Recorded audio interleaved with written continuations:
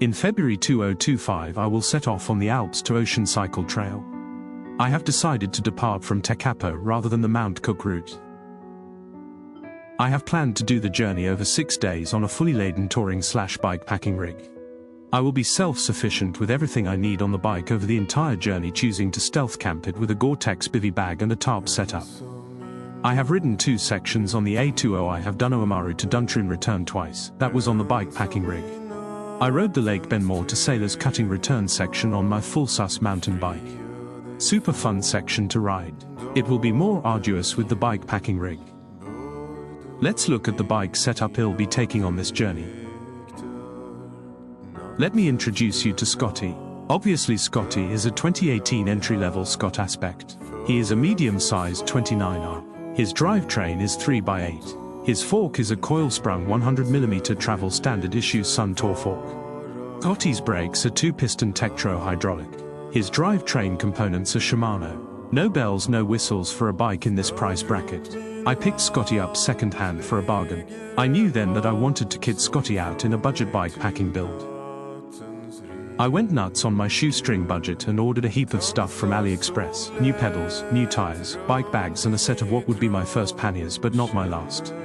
This bikepacking rookie had no idea what he was getting himself into. There would be mistakes made and valuable lessons to be learnt on this build journey. I think it's safe to say that this project became a bit of an obsession. I went into OCD and OTT mode and maybe just a little exhibit pimp my ride styles on this one. I did ergo grips, new 780mm riser handlebars with 2 sets of bar ends, a wireless cyclo computer, LED twin headlights, a Tannis inner tire armor inner for the rear wheel. I actually ended up having to replace the entire back wheel too. Oh dear. Scotty is all kitted out in what I will call the first unrefined version. I learnt some valuable lessons with the first set of rear panniers I purchased in regards to weight distribution. I unfortunately packed heavy food items in a flimsy outer rear pannier. It snapped its brackets and ended up in my rear wheel. It was a rather abrupt halt. The first rear setup never ever really sat right or evenly on the rear carrier.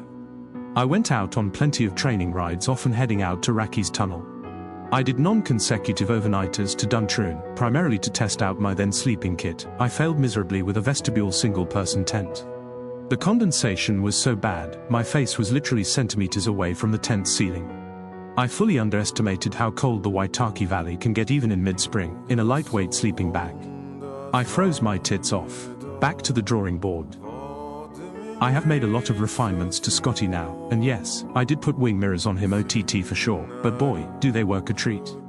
After having a short head stem, I found my posture was too hunched over. I put a 130mm adjustable angle head stem on Scotty. Now my riding position is more upright like Mary Poppins straight back. Scotty will be a heavy bike once I pack 6 days of food on him, but he is a solid ride and doesn't skip a beat. His drivetrain is smooth with good brakes.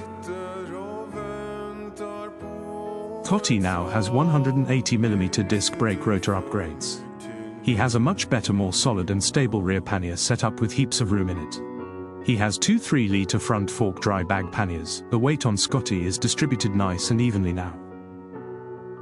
Here is Scotty in his most current form. I am super excited to hit the Alps to Ocean Trail next year in February. It will be an awesome challenge that I am ready to tackle. Cheers Scotty.